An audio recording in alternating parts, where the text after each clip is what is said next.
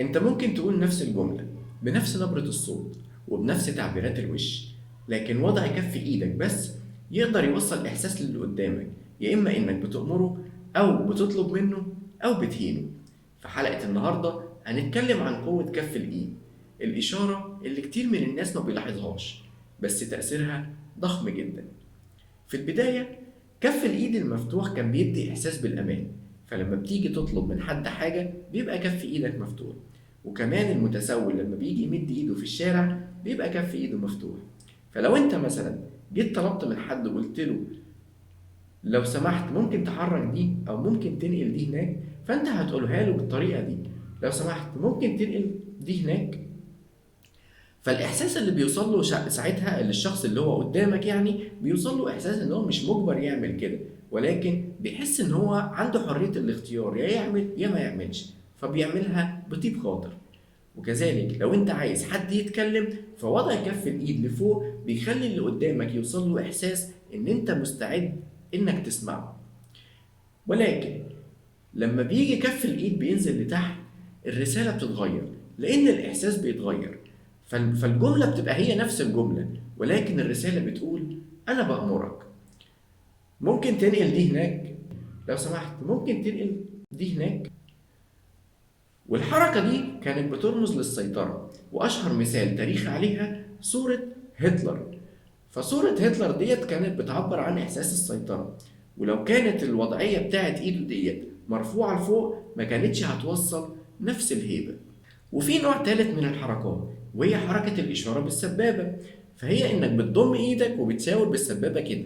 ولاحظنا لو خدنا بالنا يعني هنلاحظ إن كتير مننا بيستخدم الحركات ديت أو بنشوفها كتير جدا، في مثلا لما الأب بيجي يعمل توبيخ لابنه أو بيزعله على حاجة غلط هو عملها أو كده. فالحركة دي كانت بتستخدم في التوبيخ، وبتدي إحساس سلبي جدا أو بتثير إحساس سلبي جدا عند الشخص اللي قدامك ولو بصورة غير واعية منك. فلو أنا جيت قلت لك بنفس الصيغة كده وجيت قلت لك ممكن تنقل دي هناك، فالإحساس اللي هيوصل لك مش إن أنت بتختار تعمل إيه أو ما تعملش إيه، ولكن الإحساس اللي هيوصل لك إن أنت مجبر إنك تعمل كده. وده بيخلق سلوك عدواني، وممكن يخلي الشخص يبقى عنيد وما يرضاش يعمل اللي أنت عايزه. ففي تجربة اتعملت عن طريق إن هم قالوا ل8 محاضرين إن هم يدوا محاضرة بنفس الجمل وبنفس الكلمات بس مع تغيير وضع الإيد.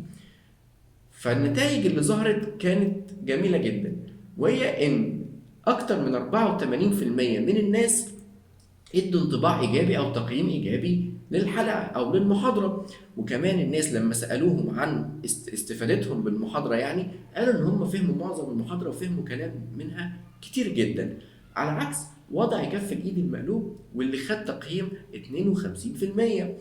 الناس اللي بعد كده اللي هم كانوا بيحضروا المحاضرة بإشارة السبابة، لما كانوا المحاضرين بيتكلموا هم بيشاوروا بيستخدموا إشارة السبابة، كانت النسبة 24% اللي ادوا التقييم الإيجابي. وكانت وأثناء المحاضرة ما كانت شغالة كانت الناس بتخرج، والناس اللي فضلت للآخر وسمعت المحاضرة للآخر لما جم سألوهم استفدتوا إيه، قالوا إن إحنا نسينا كلام كتير جدا ومجمل المحاضرة ما فهمناهوش. فلك أن تتخيل نفس الكلام نفس المحتوى ولكن الرسالة مختلفة. فوضع كف الإيد مش مجرد إشارة، دي رسالة بتوصل للشخص اللي قدامك، يا إما أمان أو ضغط أو تهديد. في الحلقة الجاية هنعرف أنواع مصافحة السيطرة وإزاي تبقى مسيطر. شكرا وأشوفكم في الحلقة الجاية.